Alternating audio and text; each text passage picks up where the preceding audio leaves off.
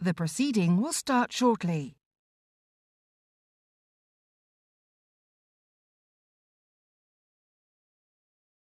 The proceeding will start shortly.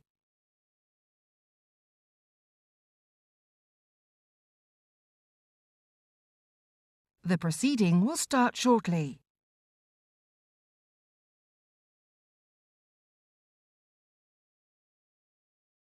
The proceeding will start shortly.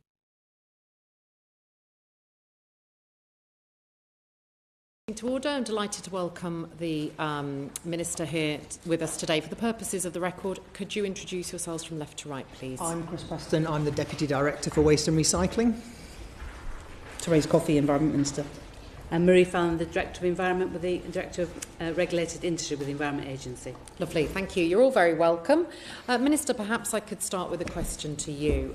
When we heard from the Secretary of State on the 1st of November, we asked him about the China waste ban, and he seemed blissfully unaware of it, had to be passed a note from his official sitting behind him, proceeded to read it out to us, and then confessed he hadn't given it sufficient thought. Was that the first time he'd heard about it? I know when I first heard about it, and I would say that I would hope that the Secretary of State has confidence in his junior minister to work with officials to get on top of the detail and sort these kinds of issues out. But also to brief him about a looming crisis in our waste industry, surely. Had you personally briefed him on this matter before he came to us? Had I personally briefed him, I don't recall personally briefing him, but I challenge the view that it's a crisis affecting the industry. OK, well, we'll hear some industry comments on that. Surely, as a ministerial group you meet on a weekly basis, was this not something you thought to flag with him? Well, as I say, we set to work together, and Chris Preston is the responsible official. We had a discussion about what to do. We started then working across government, because there are formal notifications, whether it's about engaging our embassy in Beijing to do an informal element, but in reality the EU is our spokesperson at the WTO, so it was about working with the EU and our Department for International Trade to go through the formal process, because we believed it was worth challenging through the World Trade Organization. OK, so you have relied on our membership of the EU to raise this at the WTO. We heard from the industry yesterday that they felt that government had taken their eye off the ball in terms of developing a home market for these goods. Would you agree that that's correct?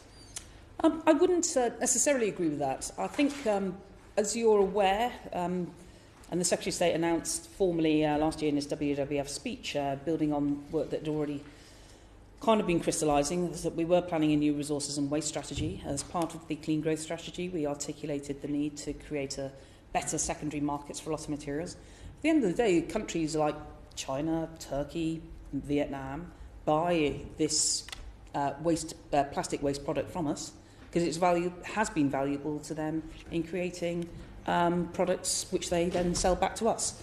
So that's a nature of free market, open markets. Have you raised this with your colleague Liam Fox or with the Prime Minister? The Prime Minister arrived in China this morning. Liam Fox arrived in China on the 2nd of January. Has this been raised at the highest levels with the Chinese government? And if not, why not?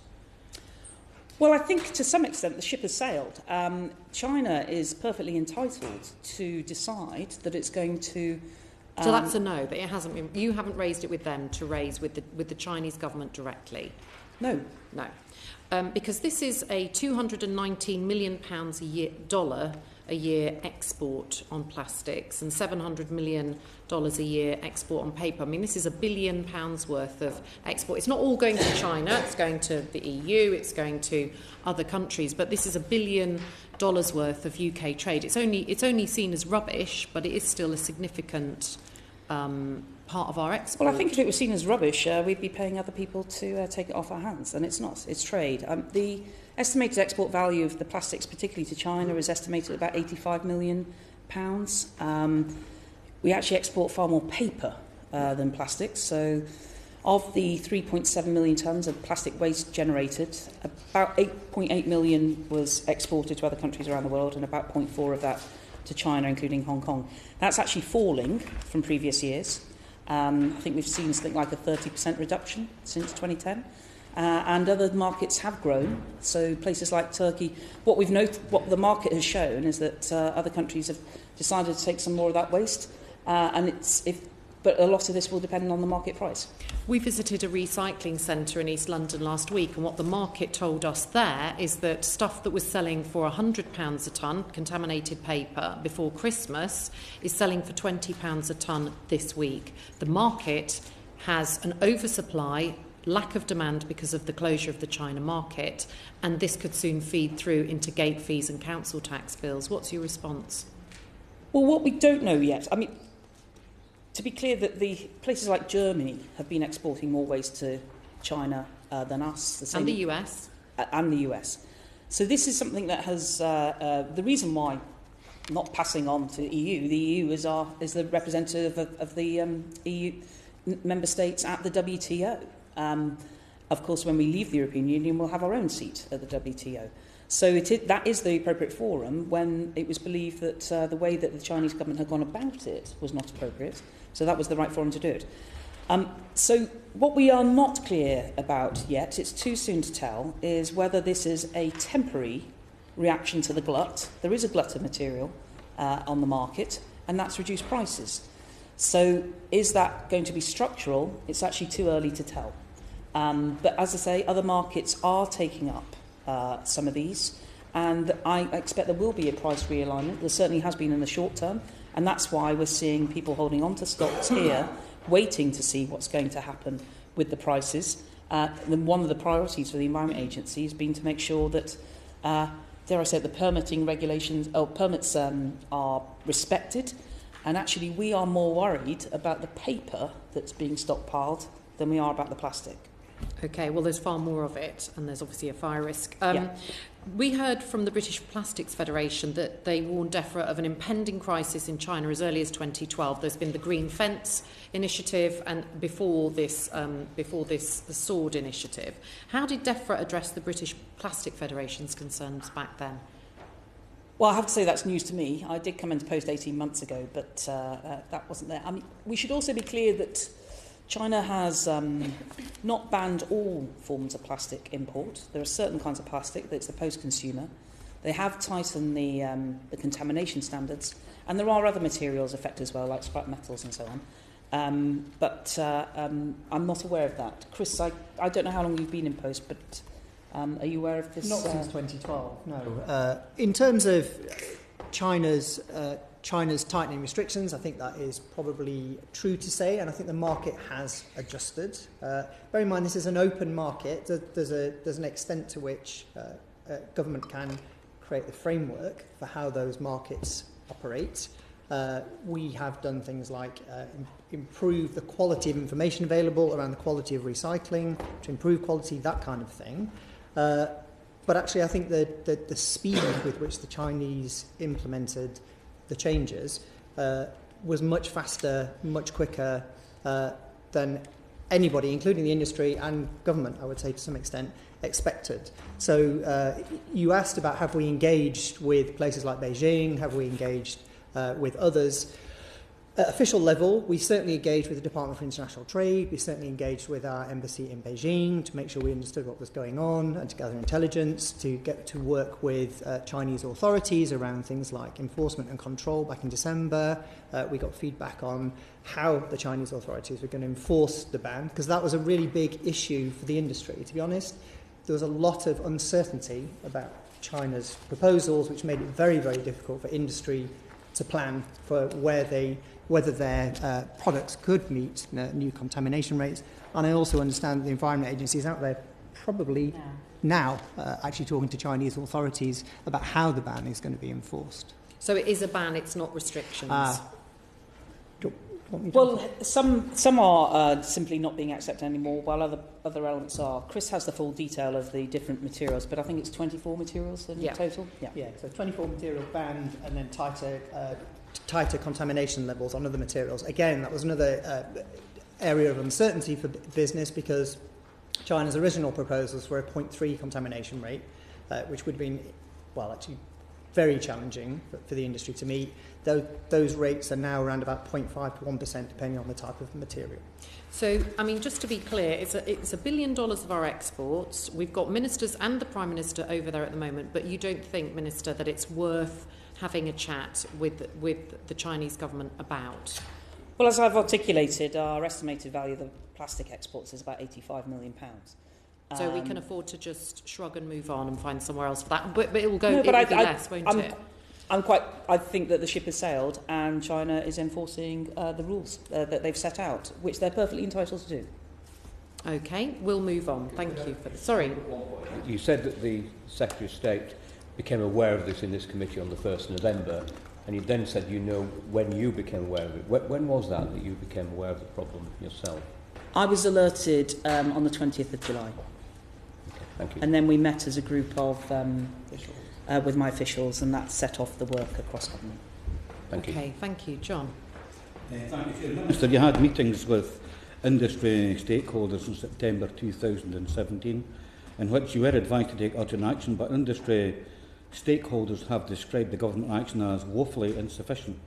So can you outline some steps or agreed actions that you've taken with the Environment Agency, SEPA, the Department for Trade, following this meeting? Well, I think actually we've been handling it rather well.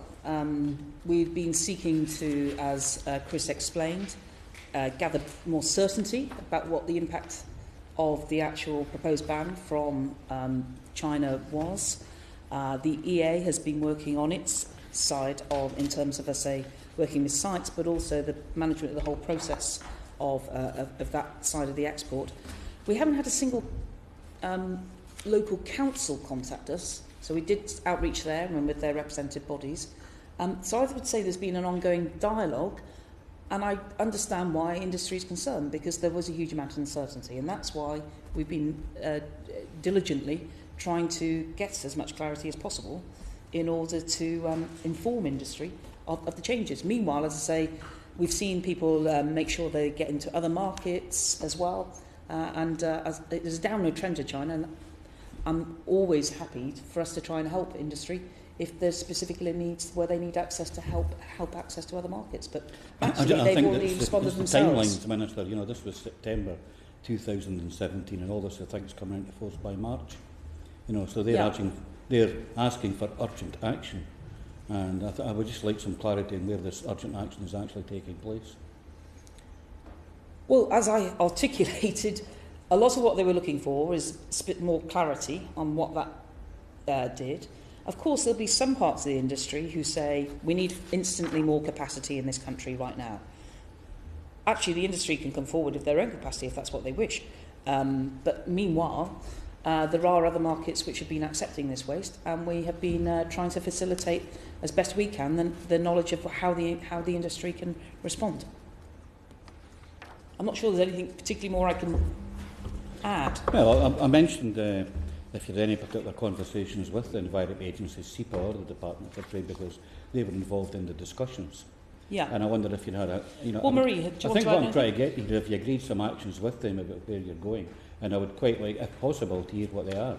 Yeah, perhaps I could help. Yeah. My teams and Chris's teams have been working together for some months when we were aware of this potential issue. And like we say, we've been trying to understand the clarity around what did the restrictions mean in terms of the permits that we regulate. And also working with industry themselves. We work with a number of the trade bodies, many of them who were here yesterday, the Environmental Services Association, Chartered Institute of Waste Management, etc.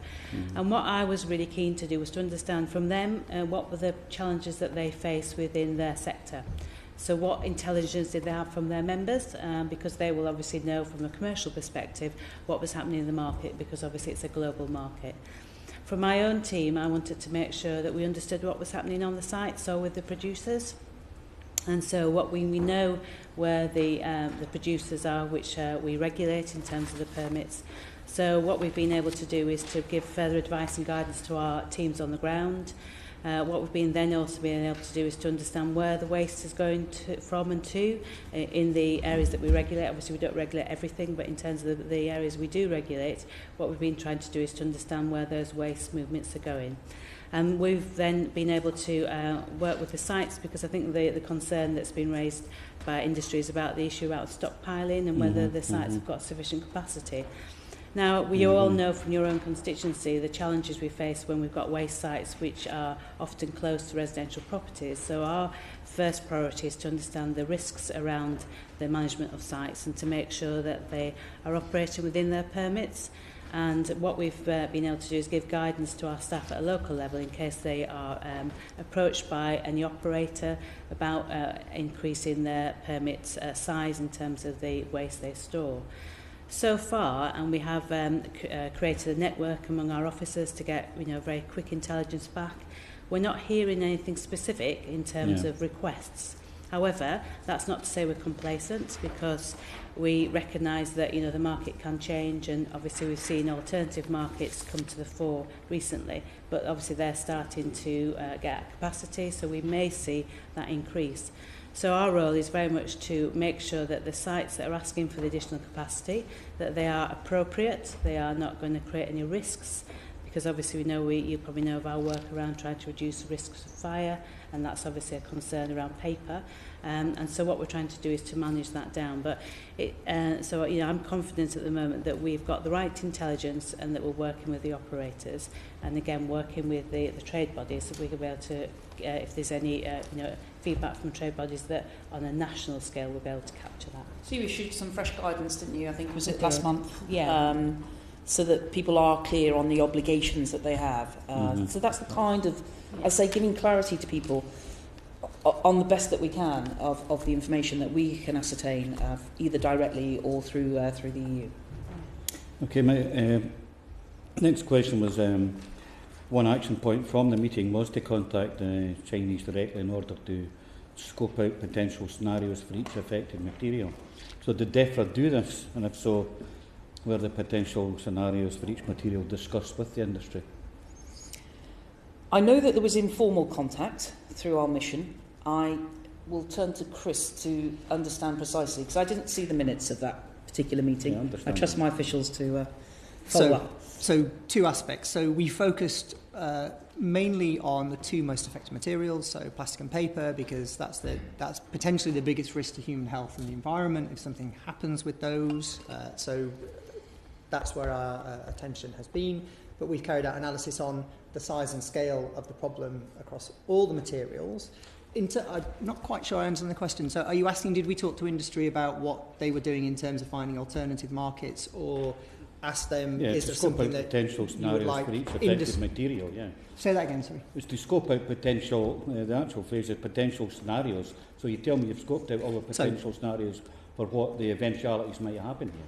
So for sure. So this is why it's actually important to understand what the scale and nature of the banned materials are, so that you can decide what your response is going to be around that. So the UK exports, if you take paper, something like 3.7 million tonnes of paper to China. The ban doesn't actually preclude, as the information about what the ban might actually entail became clearer and more available. Something like 1.1 million tonnes of paper is mixed paper. That is automatically banned, so there's potentially an issue around that. So we need to think about what the impact of that might be on local authorities, on waste operators, on waste sites. And again, part of this is about actually managing those waste sites to make sure that the risk to human health and the environment is minimised. And at the same time, talking to industry about what plans they have, what they were doing to open up new markets. And it's quite clear when you look at the data, as we analyse that as well, so it's tracking data and information. Unfortunately, slightly with a time lag, there's not real-time data because some of it's input by industry itself. So, we don't always have real-time information.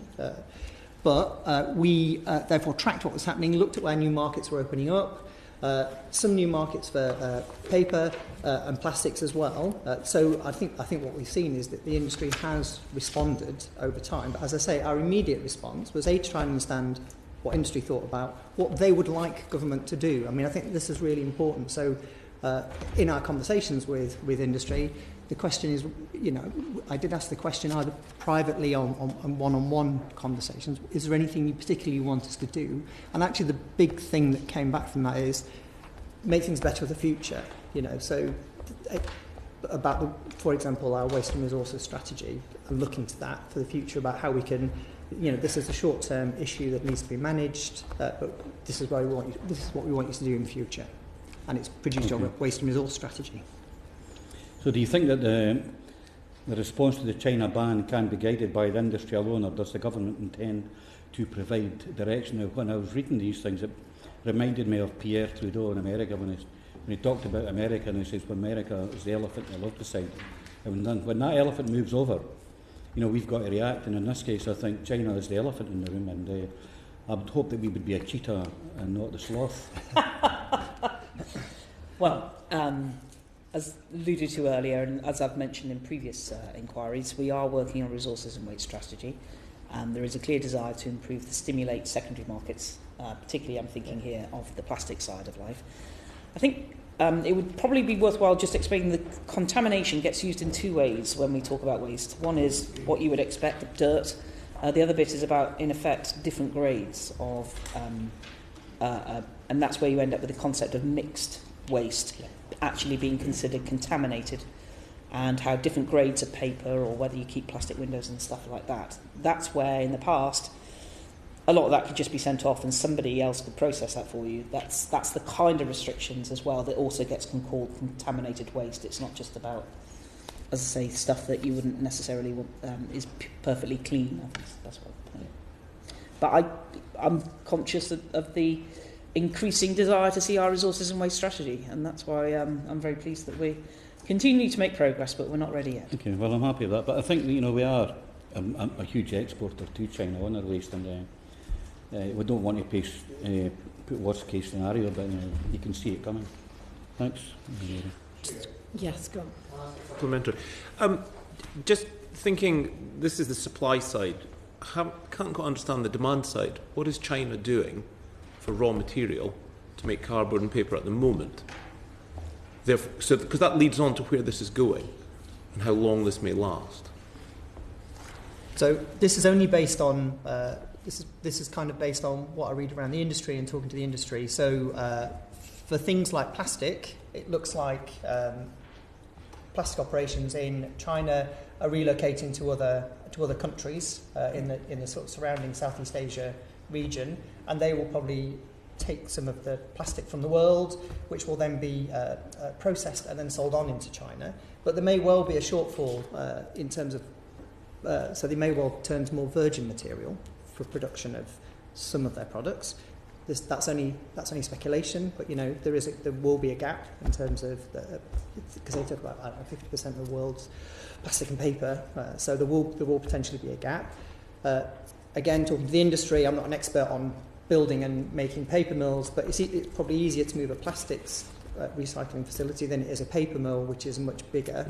So again, reading the kind of trade press around it, things like paper prices from China, so cardboard boxes and things, prices of those things are allegedly increasing, but that's just what I've read in the press in terms of what the impact in paper prices in China.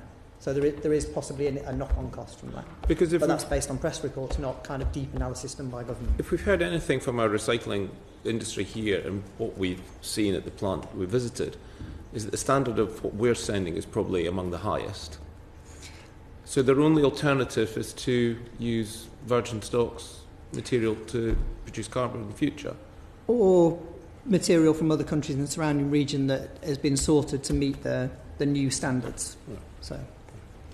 Or from the UK as well, if we ship materials that have met there. Because bear in mind, it's mixed consumer plastics that are affected as well. So that's basically stuff that we throw out from our houses. But you can also have post-industrial plastics, so I don't say offcuts from factories, some of which they've set lower contamination levels for, but that could still be shipped. But again, uncertainty for the industry because we're not quite sure how that will be enforced at the Chinese side, which is why the Environment Agency's gone out to actually try and understand what it means in practice for our industry. It is one of the risks, of course, of having a persistently low oil price. Yes. So as much about economics. So there's I'm nothing sure that'll be we can addressed. do about that. I'm sure that'll be addressed in your resources and waste strategy. And Minister, when was that announced and decided that that would happen? Was it after this ban was announced? No. I can't remember when Michael's speech was, but this has been preparing for some time. It's quite significant what we're trying to change. Yes, there's been change of Secretary of State, there's been change of ministers in other departments, so it is taking longer than perhaps we'd have all loved to have done, but it's important we get it right, because I think it's going to be quite a radical shift. Okay, so when was the speech? Do we know? I can't remember. 27th of July, it was his frozen moment speech to WWF. Okay, and the ban was announced before that? On the 8th, well, they submitted earlier. the documents on the 18th. The two are not linked. Yeah, on the 18th of July. So it's pure coincidence, Absolutely. especially because he was totally unaware of it till he came to this committee on November the 1st. Well, as we've I'm not gonna- recently established. I think I recall him saying he hadn't given it sufficient thought. Okay. I'm not sure he said he hadn't given it any thought. Okay. Right. So what assessment have you made about the reduced import licences for cardboard and what effect this could have on UK recycling? What do you think is going to happen?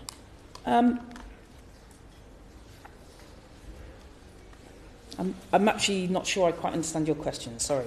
So there's fewer licences. There's this 1.1 million tonnes. It's a bit of a follow-up, really, from Colin's question about, you know, there was 3.7 million tonnes of paper. Now, 1.1 million tonnes of that is simply not going to go there. How is this going to percolate through into our recycling industry? Well, I think the industry has to consider whether or not there are alternative markets for that. My understanding is that they have been able to start to find some markets. We recognise that there's stockpiling happening at the moment while people are adjusting their business models, but I'm not quite clear. I'm still not quite clear I fully understand what you're getting at. Okay, well, we'll move on to the stockpiling question, and I'm sure the answers will emerge. Colin. Then we've heard that recyclable material has been stockpiling since October, which you've just said, Minister. What assessment have you made of the storage capacity in UK facilities? My understanding from the EA, I think, is that we believe we have sufficient capacity to do that. I know people are very conscious that there's this idea we'll just burn everything if we run out of capacity. Clearly, that's better than landfilling the waste. But at the moment, I thought our assessment was we're okay at the moment. Yeah, I mean, a permit will have a capacity of the site, and that doesn't always mean the operator has the site filled to that capacity, so there is always movement around the capacity in the UK. And I guess that's what we're talking about here, is that in terms of that capacity at the moment, we're not seeing a dramatic request for extending capacity limits or stockpiling on sites. So is there enough capacity for material that's been affected immediately by this ban? That's what we're seeing. We're not seeing anybody coming in and saying, you know, we need to suddenly expand our site by 100%. I mean, Nordo issued a press release at the beginning of this month saying they don't think they are seeing quite the level of stockpiling that perhaps was forecast was going to happen. That's just our concern, and that's why the EA have added resource to be alert and on top of the issue. Yeah. So obviously, with sort of following on from that, and if there is a risk, it is a fire. And obviously, the EA will be checking that. I mean, what assessment have you made of the risk of fires because of the stockpiling? Well, every site that's got, if it's got a particular requirement for a fire prevention plan, it would have to provide that to us. So there are certain sites where we consider them to be a higher risk than others because of their location or the particular materials that they are storing, and we require them to provide us with a fire prevention plan which sets out what they would do in case of a fire and what mitigation measures, and it might be about reducing the amount of waste on the site if the risk is too high.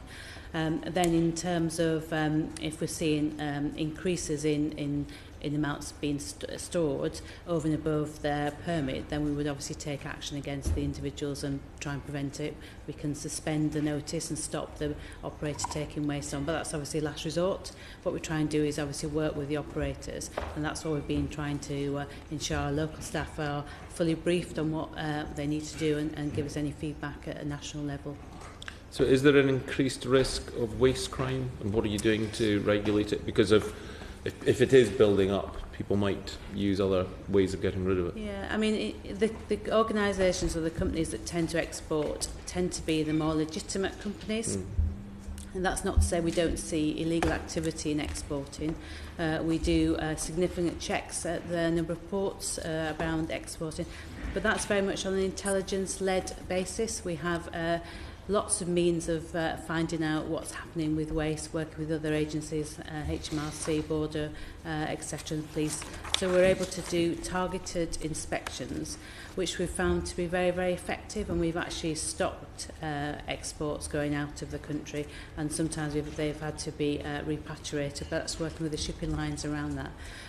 But you know, waste crime, it's the nature of the industry in some aspects, and that's why we're working with the department and with other colleagues to try and look at ways to reduce waste crime.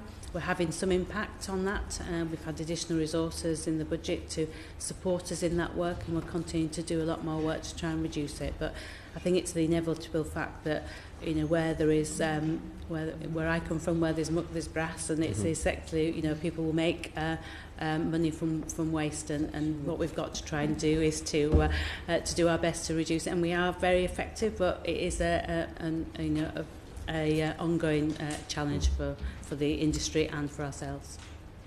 Okay, Zach? Yeah, just a quick one. While talking about capacity, I just want to know whether or not you are aware, there's no reason why you should be, but I want to know whether or not you're aware that Lakeside Energy from Waste plant, it takes in around 430,000 tonnes a year of waste from 12 London councils, about 4% of the UK's non-recyclable waste, is going to have to close down to make way for the third runway, if it happens, which I highly doubt. But if it were to happen, you would see the required closure of one of the biggest waste plants in the country. I just wonder whether or not, given this additional pressure that's arisen as a consequence of China's policy, whether or not that's also on the radar, because it's a very significant piece of capacity that would be lost, and there's no idea where it would go. You're right to say it is a significant. It was not part of my thinking in preparing for this session, but I'm sure that the Secretary of State for Transport will be made aware that we need to think. I mean, the National Infrastructure Commission is assessing major infrastructure needs, including that for waste, and given they have huge interest in the future of aviation, we'll make sure we alert them as well. Thank you. Just to come back to my earlier question on the Chinese licences, we heard yesterday that China's only issued import licences for 10% of the tonnage of cardboard that they've previously accepted. Is there any indication from them whether that's going to be it, or whether it's going to be done on a month-by-month basis? What's your intelligence? It's still not clear. In fact, I asked for us to check this out, so we still don't know the answer to that. We do know that some other markets are starting to take paper, like Vietnam and Malaysia, but we're not clear on the situation on that. So we've got your colleagues, the Prime Minister and the Trade Minister, over there, but we don't think it's worth raising, you know, this multi-million-pound industry with at the highest levels. It just seems a missed opportunity. I note your concern. Okay. All right, we'll move on. Alex. Thank you. Yeah, moving onto local authorities now. What assessment have you made of the falling price of recycled material and its impact on local authorities? Well, this is a recent situation. We are conscious the market price has fallen. But as I say, there has been a glut of material, a global glut. And as I say, no council proactively contacted us. We wrote out to over the 245 authorities, I think it is. And we are engaging with the local government association, with the Nordo and LARAC and so on. My understanding is that companies are still taking this off their hands, but it will be a collection. It's kind of like that intermediary. At the moment, the councils are still passing their materials on. And we just need to wait, I'm afraid, Alex, to find out whether this is a permanent change or a temporary glut. But it's not feeding through yet that we're aware of in affecting local authorities. But, of course, it's something we are sensitive to. I know Chris has done some more work on this, so would you like to add some more? Yeah, so I think the impact on local authorities will actually depend on the nature of the local authority's arrangement with its waste provider, so either in-house or contracted out.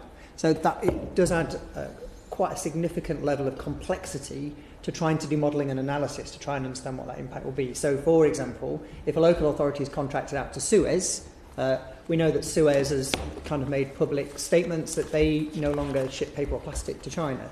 So you would expect that local authorities served by Suez and waste services from Suez wouldn't be affected. Mm-hmm. But we don't hold centrally that kind of information. So it's a case of actually gathering information, as much information in as we can, to properly understand what the impact is going to be. Some local authorities may have deals with domestic reprocessors, so potentially not affected, but actually there is a knock-on effect because that domestic reprocessing could be displaced by stuff that previously went to China. So it's a very complicated model, which is why actually which is why we've contacted local authorities to gather that information, so we get real-time, rather modelled information, so we can properly respond and work with them on a proper response. So that's kind of the broad answer to that. If it does feed through into a permanent drop in price and it affects the model that local authorities work on, can you envisage providing local authorities increased funding? I can genuinely say that isn't a matter where I can give you any answer at all. The other, the whole concept of local government finance is shifting to business rates and so on. So, right, I understand that. So in terms of the public perception of this, obviously we've had Blue Planet, particularly around plastic, there's a much bigger public understanding of what happens to plastic.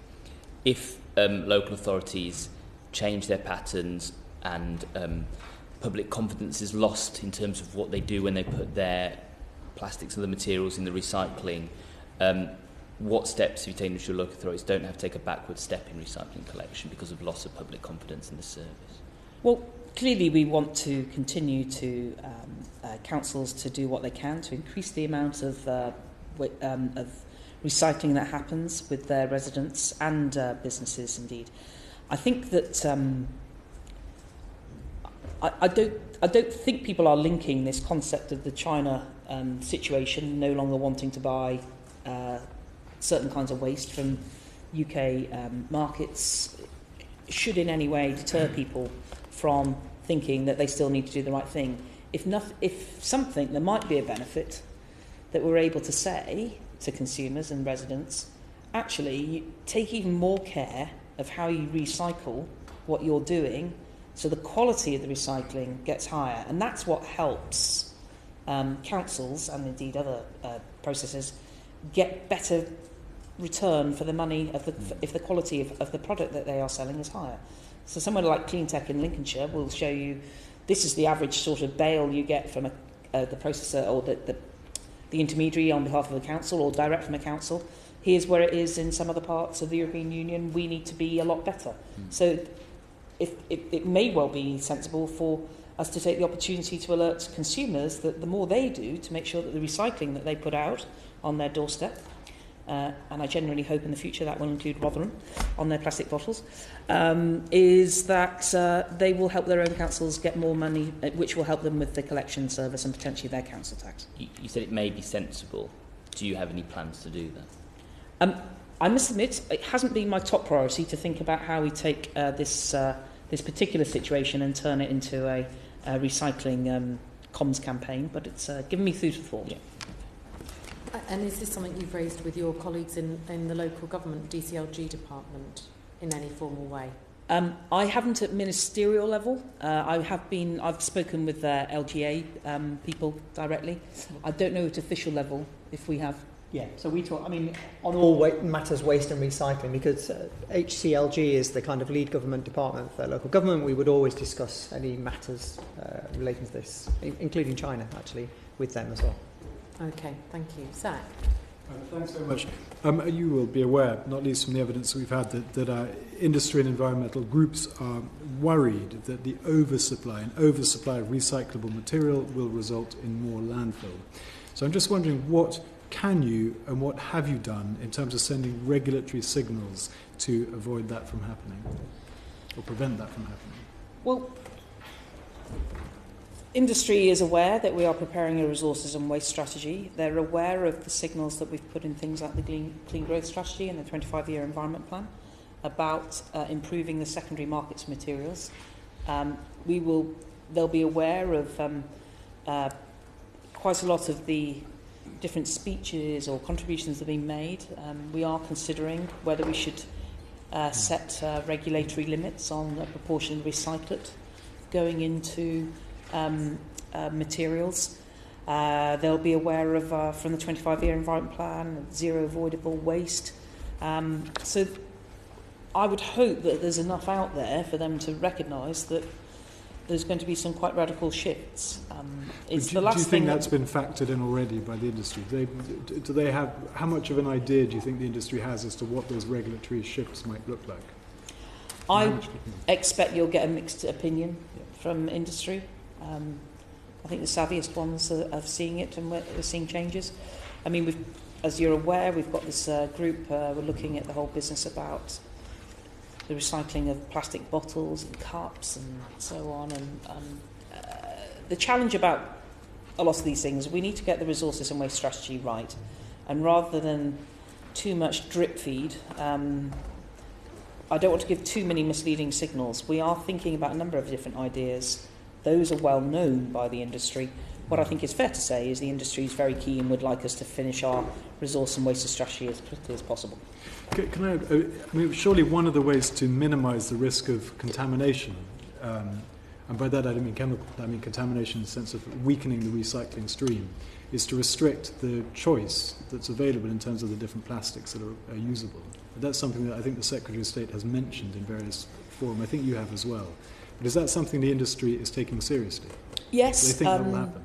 I mean, in particular, you'll be aware of the call for evidence by the Treasury that we're working on with them about charges and levies on single-use plastics. There are about seven plastic categories, a variety of different things, some of which are very significant, can be easily recycled, others which, frankly, are difficult. They can be done, but it's not always straightforward, you know, whether that's your glasses or whatever it is.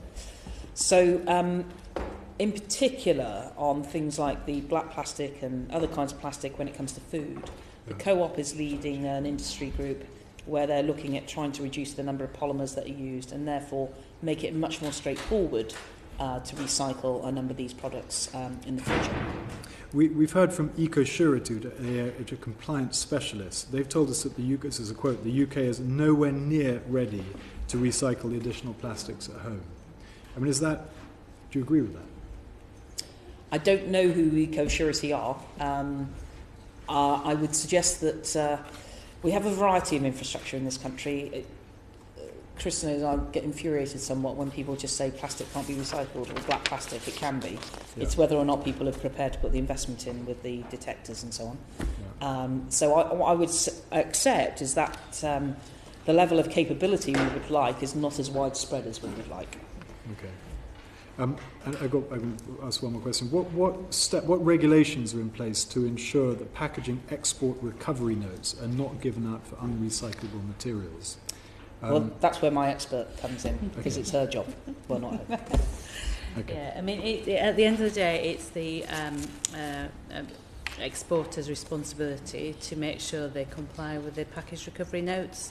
And obviously what we do is we have a process of checking the information on those notes, and we have a relationship with other countries where we know they're going to be assured that the regulatory standards are equivalent to what they are in the UK. So, and it's a relatively small part of our work, so, and it's an area that we've got well connected links around the world. So, it's not an area I'm as worried about compared to some of the other parts of the business. I'm aware of the complaints of the industry that they feel there are different standards. So you are aware? I am aware of the complaints of the industry that they believe that there are different standards. The different standards. What are the penalties for? I mean, how common is non-compliance? It's not as common as in other parts of the waste industry, and where it does occur, we are able to often work with the exporters around it. But we have taken action against them.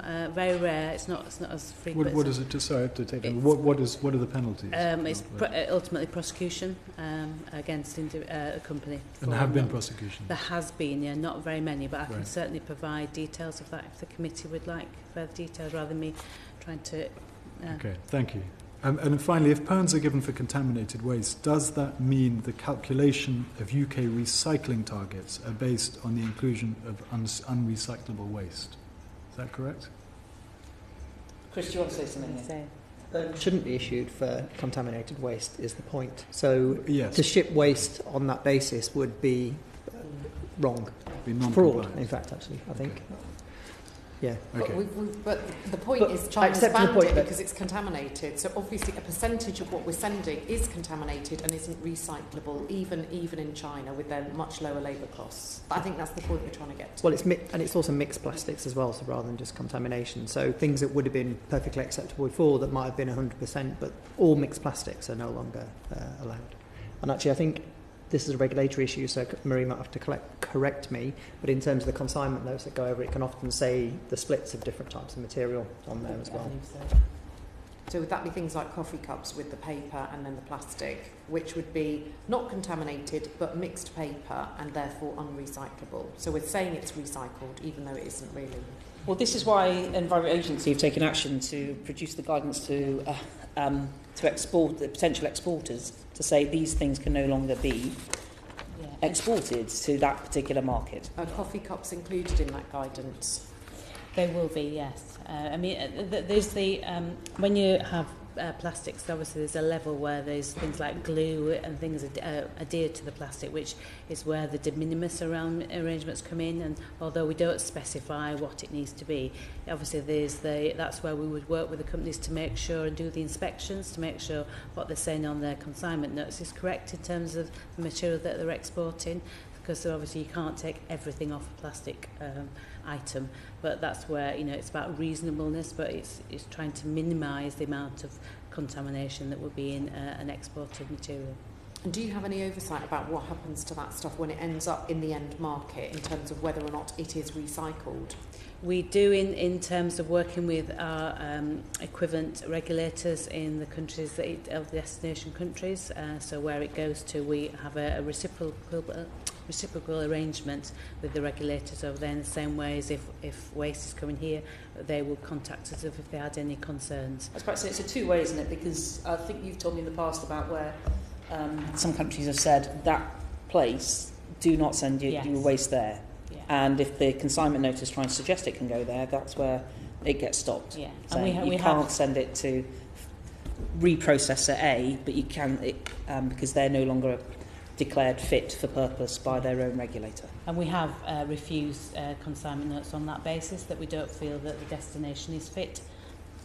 And have you ever come across examples where car engines have been put in, for example? I heard that.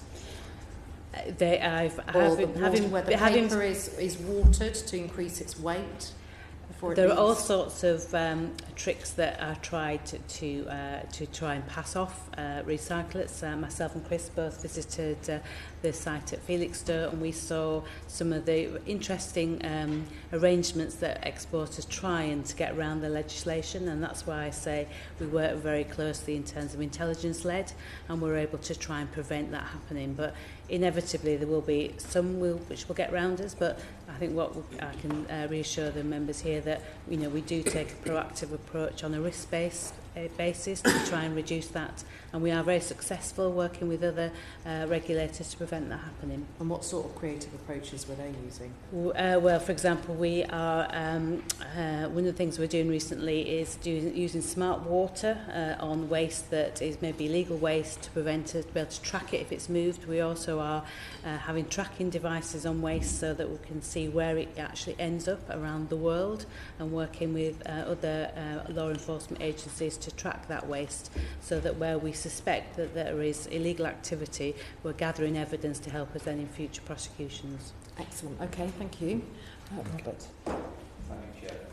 In the Secretary of State's written ministerial statement addressing the China ban, the emphasis was on finding alternative export markets for waste. But we've heard that the world's recyclers are attempting to pour a pint into a half-pint glass. Is exporting waste a sustainable long-term solution, both environmentally or indeed economically? Well, the Prime Minister, he's not. The Secretary of State has also talked about reducing plastic. Paging Dr. Sorry. Sorry. Don't worry, secret's safe with us. I was thinking of the Prime Minister in the 25-year environment plan talked about tackling zero avoidable waste as our target and the element about plastic waste by 2042. So, that may be the chance. I'm just skipping ahead in my brain. I'm sorry. Not to any future scenario, just compressing two sentences into one. Sorry about that. So the Secretary of State has talked about having less plastic in effect within our consumer and retail and other environment. That's one of the things as part of the broader plan. And one of the things that you've just referred to, Zach, is about how do we get, in effect, fewer polymers, fewer different types of plastic, so it's more straightforward and easier for it to be recycled. As I've articulated before, pretty much any plastic can be recycled, but it's often not worthwhile economically to do so. Either it's very lightweight, it's difficult, it has to be transported to a particular place, and so on. So where I was going with that is that the markets, we have been exporting more because people still want our plastic waste, but I believe that we'll be in a situation, especially we're working on aspects of this with the resources and waste strategy. Our intention is to desire to have less plastic in the first place, and if we can grow our capacity at home in an economic fashion, that's good news. But at the end of the day, we still believe in open and free markets. Obviously, there are other export markets open for waste still, but there are fears that other countries may bring in restrictions, and indeed, even if they don't, logistically, the empty containers are going back to China to be filled with Chinese goods, so there'll be additional costs there. How can you future-proof the UK recycling industry for this possibility that other export markets would be cut off from us? Well, I think there almost always certainly will be a market, and the reason why people will export it is because they get a better price, I expect, from what they can get in this country at the moment for certain kinds of different waste. And that's not unique to plastic or paper, in where countries' economies add value to the reprocessing of waste. So we have we do have a certain amount of industry that can cope with that, and we export a certain amount, but we're actually processing a lot at home too. Yeah, I mean, when you say add value, is it basically predicated upon the fact that they can employ people on much lower wages and much worse working conditions? So, are there real ethical concerns about alternative markets, and have you offered any guidance to the waste industry on which end markets would be acceptable in terms of their working conditions, and do you intend to make this information available to the public? I haven't explored that. I'm not suggesting in any way that we should be having this as an exploitation. There are certain, for different reasons, often it's better to reprocess where the origin of the product is. So it may make sense for a lot of waste to go to the market or next door to where it's going to be reused again to generate new material. The markets work in different ways. It is a global market. Do you think it's possible to carry out some of this work here in the UK, given our working conditions and wages, or is it, given that the more and more councils are mixing waste to up their recycling targets. Do you think there's a viable prospect of doing this sort of manual type of work here in the UK at all? Well, you'll be aware that in certain parts of the country it's a challenge to get any labour at all domestically. I don't pretend to want to try and dictate how waste processors run their businesses in this country. We know the standards that we have in that, and it's a competitive market for a lot of the manual labour that we have, and in effect unskilled work, or work with a certain skill level which isn't as high as perhaps some of the most premium jobs in our country. Okay. Slightly left field question. Chris wanted to come in. I'm sure he can add more illumination. All I was going to do is just add to what the Minister said. I mean, it depends on the material as well. So if you've got paper, there's 9.1 million tonnes of that potentially each year being produced. Could all that be used in the UK? It's an open question. Or does it make sense to ship it potentially for recycling to countries where it might get used to make packaging and things like that? So as a sensible kind of market approach, could we use, as the Minister said, create more material markets for plastics and recycled plastics? Quite possibly. Things like recycled PET and things. And then other materials will always find a market around the world because they're desirable. So things like copper and things like that.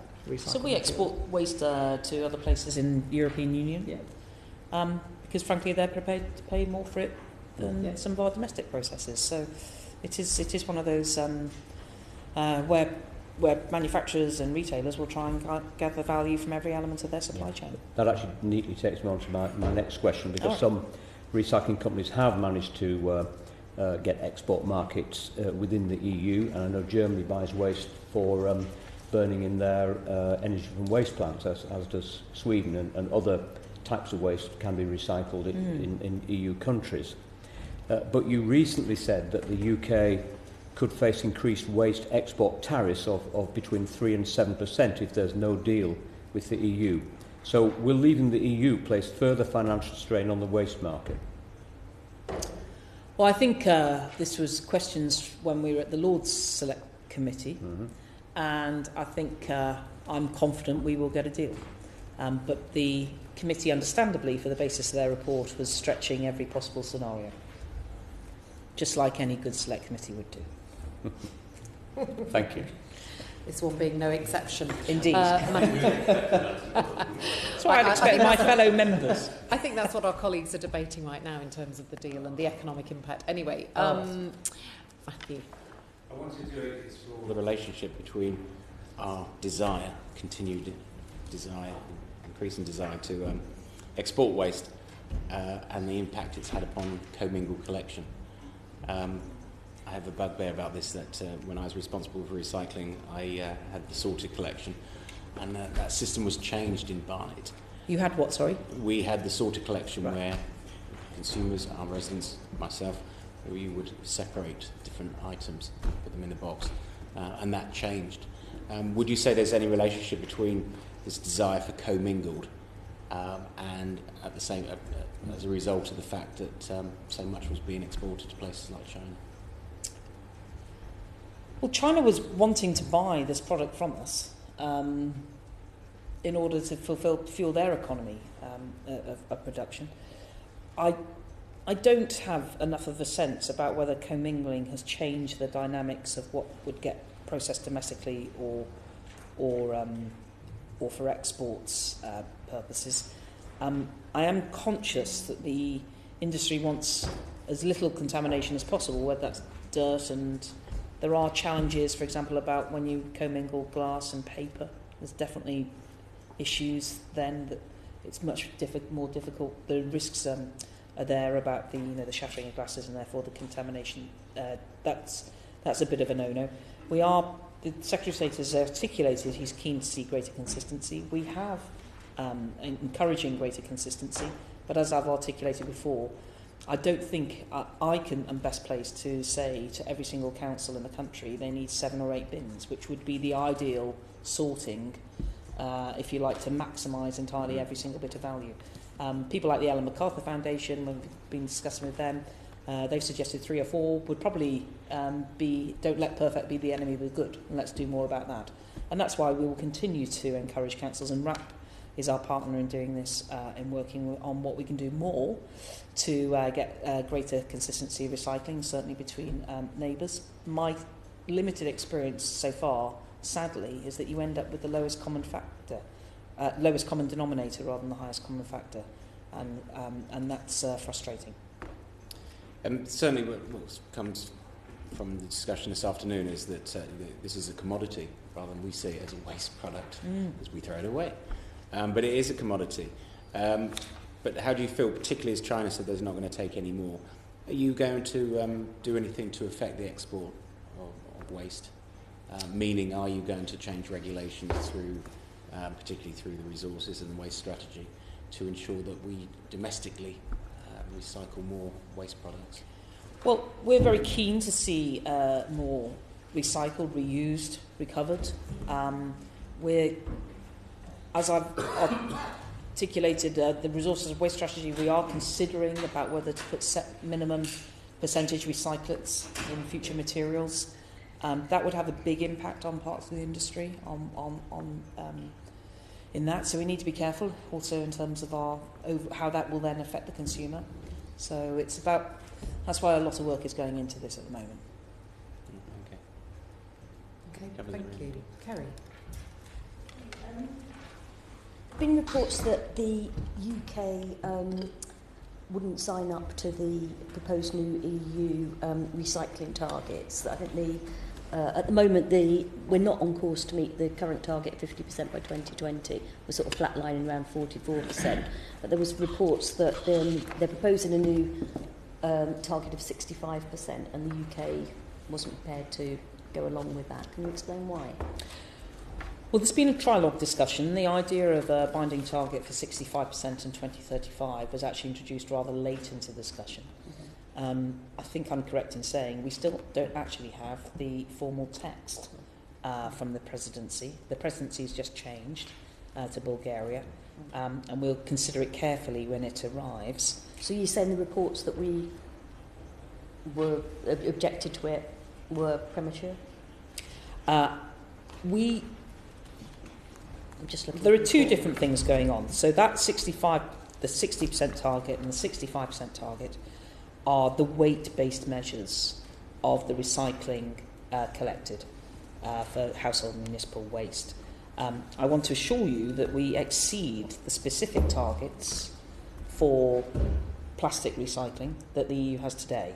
So the current EU target for paper is 60%, we recycle 77%. For plastics, it's 22.5%. We're recycling about 39%. So we're ahead of that in terms of the material types. The particular thing you're referring to is the weight-based measure.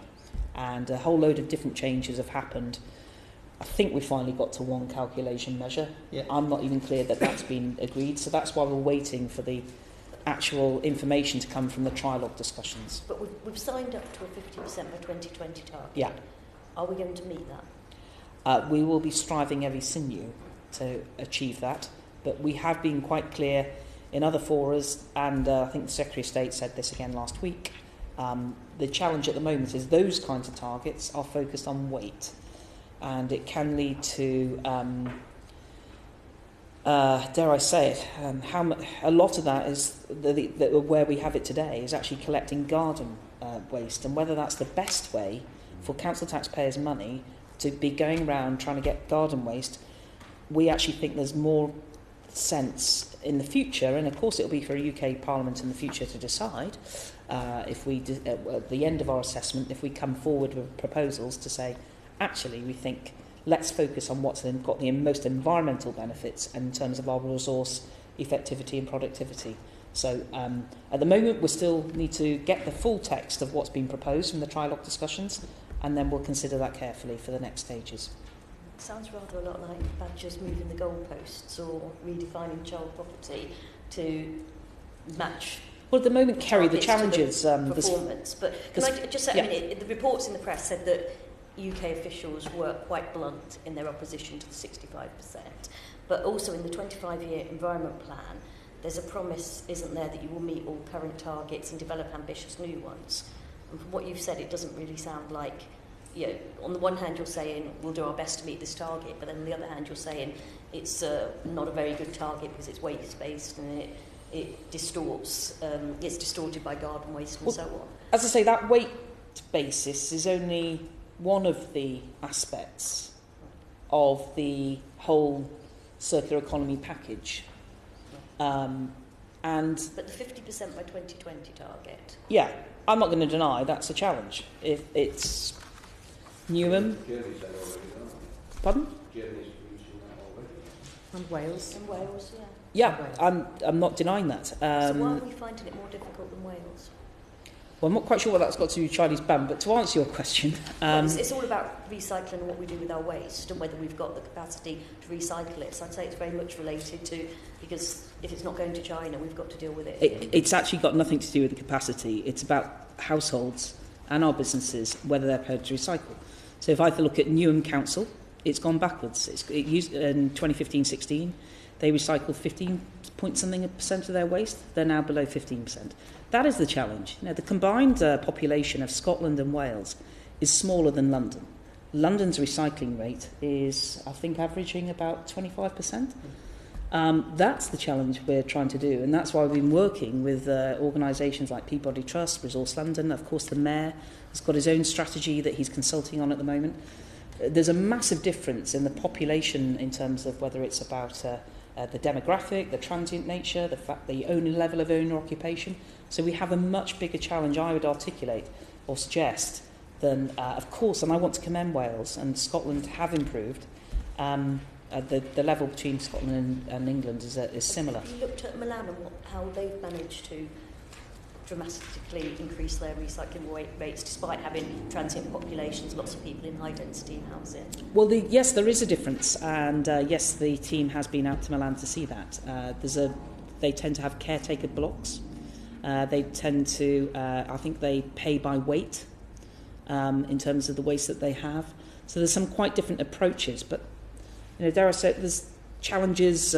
Caroline's normally here at the Green Party, run Brighton Hove City Council. Their recycling rate is 27%. And those are the kinds of challenges we need to face, whereas there are some other people here who have much higher. Councils? I would say that we need to encourage consumers to do more. So it's the consumers?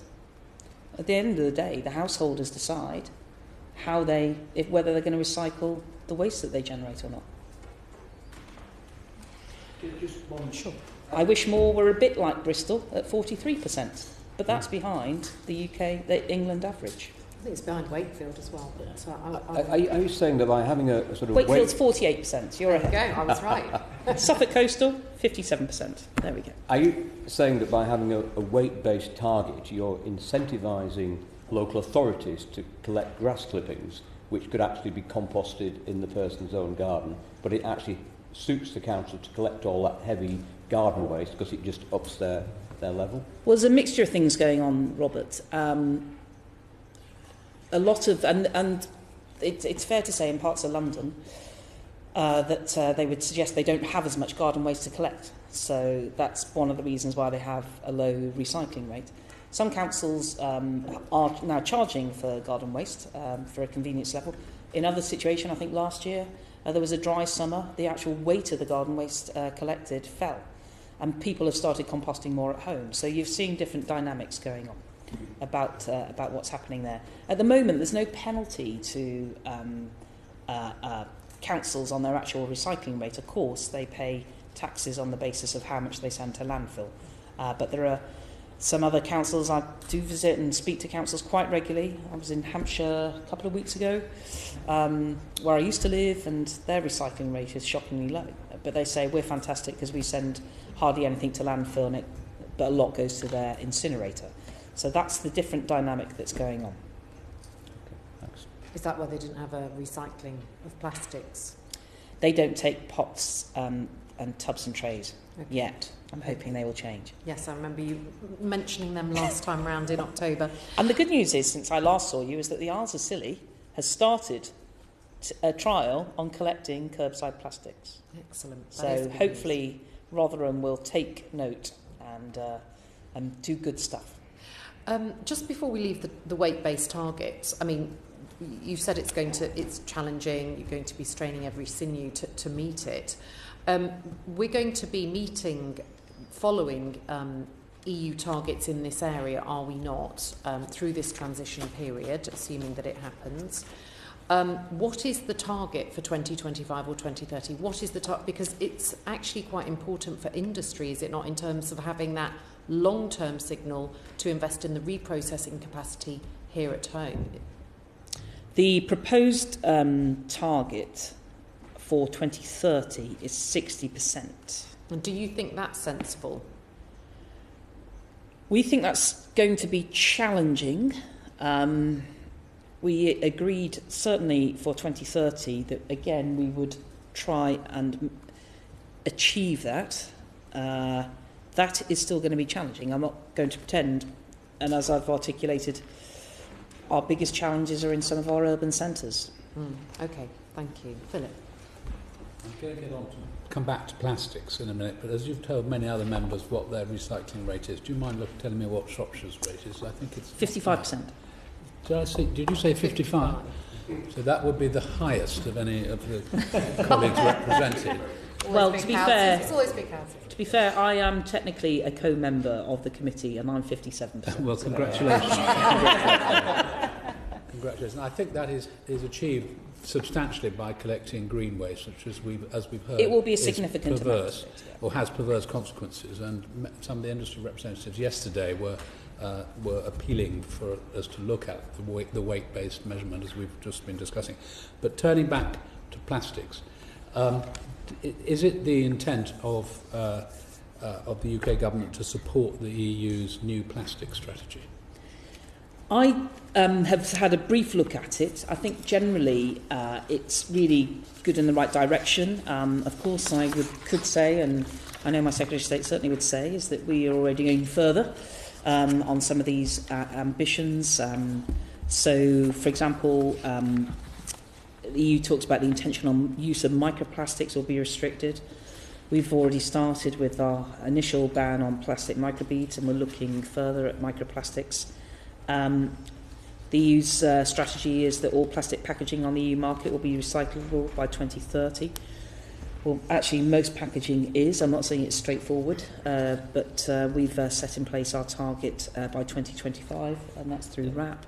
So there's a number of different things where we're actively exploring taxes and charges on the single-use plastics, and we'll have our call for evidence. So there's a number of things where we're absolutely aligned, and I know it's a passion of many people across the European Union, and I'm looking forward to continued collaboration with them. Some of this is going to take quite a lot of R&D, I have to say. Come on to that in a second. One element of the plastic strategy is for phasing out of poorly sorted plastic material. Of what sorted? To phase out poorly sorted plastic material. Right. Do we have any plans? Will that form part of the 25-year environment strategy, do you expect? To be candid, I haven't looked at every bit of the EU document so far. My expectation was I would look at it in a lot more detail before the next Environment Council, but so I'd need to come back to you on that. Okay. As you mentioned R&D, do you recognise that this, prompted by the Chinese ban, it's created a bit of a watershed moment for how we deal with recyclable material for plastics and fibre in particular? And are you going to use the 25-year environment plan to try and do something a bit more innovative? Because I think the response up until now has been, well, we can recycle this material because, as has been said by Matthew, these are commodity products. We don't have a lot of domestic use or volume here to create our own industry, but perhaps we should do that. So are you looking, for example, at an R&D prize for finding other imaginative uses of plastic recyclable material or fibrous material, or stimulating any kind of scientific endeavour to do more with it, as has happened in other sectors of recycling? Well, the analysis we managed to gather from Innovate UK showed that we'd spent about, invested about £50 million on R&D from public money on plastics innovation in the last 7 years. The 25-year Environment Plan does set out that ambition about working with the research councils and industry. Ultimately, it's got to come from industry, really, being a key partner to this, to bring forward a bid for R&D funding from the Industrial Strategy Challenge Fund. So that's something that's being actively worked on. The key thing that we want to see is more sustainable materials with a lower environmental impact. Some of this is quite straightforward, and we're seeing quite a lot of action about simple, straightforward stuff to avoid quite quickly. Others, I think, are going to be more challenging. The use of plastic has become endemic across a lot of society and our public services and so on. But even things, dare I say it, like the humble car tyre. We're not going to invent the wheel, and we'll still need that with our electric vehicles. But undoubtedly, the amount of synthetic plastic in there, synthetic rubber, that's one of the things that we'd love to see. I would love to see more research on. I'm trying to encourage our chief scientific advisors and Department for Transport to go further on this, because it will help with other things like the issue of microplastics getting into our marine environment. So Help on air quality too. So I'm quite encouraged by what you say, but is it focused not just on the front end, new product innovation and different types of packaging materials, but also on how we deal with the legacy and the back end of the stuff that we're already producing? I'm not entirely sure what you mean by the legacy. Well, Sorry, I mean the existing several hundreds of thousands of tons of waste material, whether plastics or fibrous at the moment, where our markets are disappearing. Right. So shouldn't we be looking for new uses for that product rather than landfill? Maybe a use is greater incineration. Okay. I don't know. Well, you won't be surprised, having been a minister recently, that I expect your inbox was full of all sorts of innovative ideas on how new processes or new things, in your case the NHS, might want to use in order to achieve. And I regularly get that kind of information. The BEIS is kind of taking the lead on things like the new bioeconomy strategy. There is a lot of interest in the whole biodegradable plastics. I think we need to be careful as we move forward on this. The contamination of non-degradable and biodegradable can lead to kind of, frankly, material problems, literally material problems in the future. So we just need to be careful about how we take this approach as we move forward. But I think, isn't BEIS due to say more on that later this year? Soon, yeah. I don't know when soon is, but they're working on it. Industry told us next month, so I don't think... Oh, there we are. Okay. We'll see how good their intel is. Right.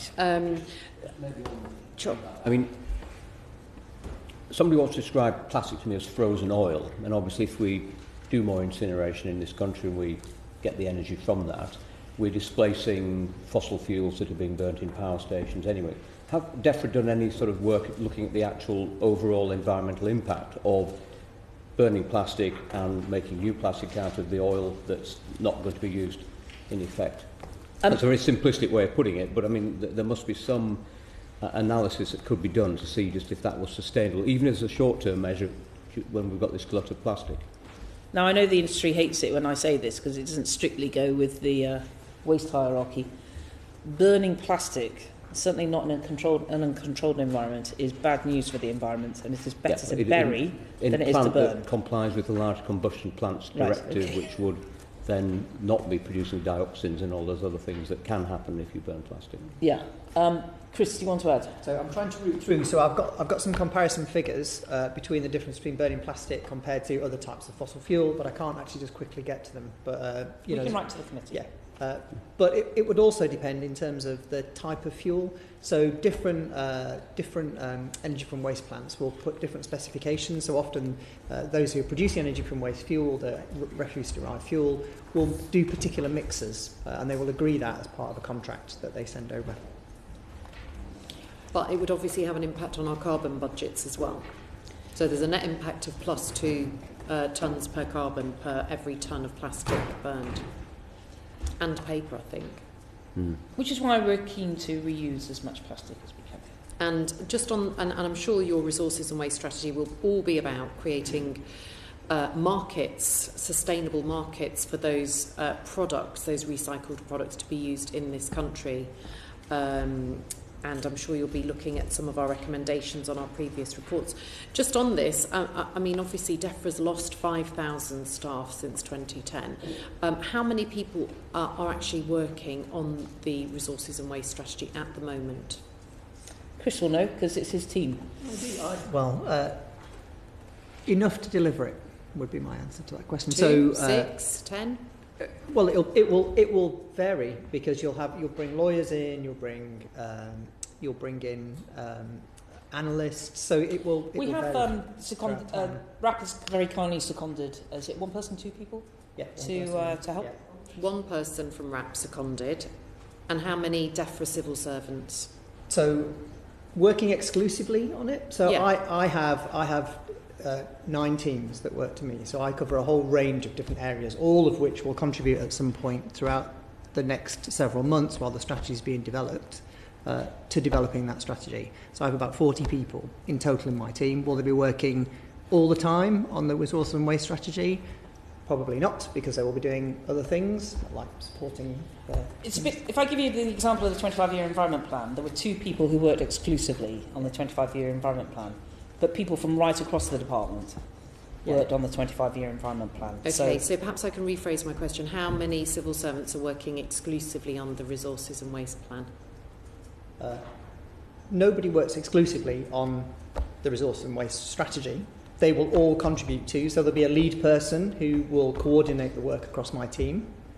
And then there will be people individually who have chunks of work that will help to deliver that. So if you wanted me to tot up that right now, I probably couldn't off the top of my head. So there's one person coordinating it, and how much time do they spend on it? Full time. Probably about 80% of their time coordinating. So there's one the person work. coordinating, one person seconded in from RAP, and then everyone else is just putting in bits and bobs. Well, it's different parts of their role and their objectives during the year. Yeah. So I disagree with the terminology bits and bobs. They will have specific objectives set to deliver the work. It's not a bits and bobs according to a project plan. So they will each have specific things they deliver in accordance with the plan. And when can we expect to see that plan? Well, I would love to say the first half of the year, but to be realistic, sometime this year. Okay, so I think when you last came in October, we were told June. So is that now? I would love that to happen. There are different things about how we're approaching some of the work. If we wanted the complete and final answer, we're talking later in the year. Yeah. If there were still some elements that we could say we're producing a further particular part of it, because some of this is affecting work across government, then we may be able to do it sooner. And will you be consulting on it when it's published? I think we are. Yeah. Individual proposals where there might be regulatory changes within the plan will be consulted on. Yeah. So there'll be some consultations, alongside. Yeah. Yeah. That's my expectation. Okay. Well, we look forward to. So the consultation that was announced in the budget on plastics, how does that fit in? The Chancellor announced a call for evidence. Yeah. Okay, so that's not the same thing as a consultation, I guess. So is that going to be delayed? Is the outcome of that going to be delayed to be tied in with the resources and waste strategy, or are we going to see independent action on that beforehand?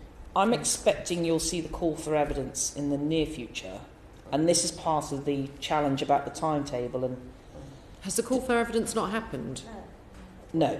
So it was just announced in the budget and then nothing's happened since? Oh, stuff has happened, but it hasn't been published, so it hasn't been launched. So a lot of preparation is going on. Was that they would be going out, looking at the options, a call for finding evidence, out how they could do it. So the announcement in the budget was a call for evidence, but that bit hasn't actually The call for happened. evidence hasn't happened yet, correct. And we are working on that with the Treasury. And do you know when it's going to happen? I'm hoping for that to be in the near future, and that's the kind of thing where, depending on what comes back, in effect, we'll then decide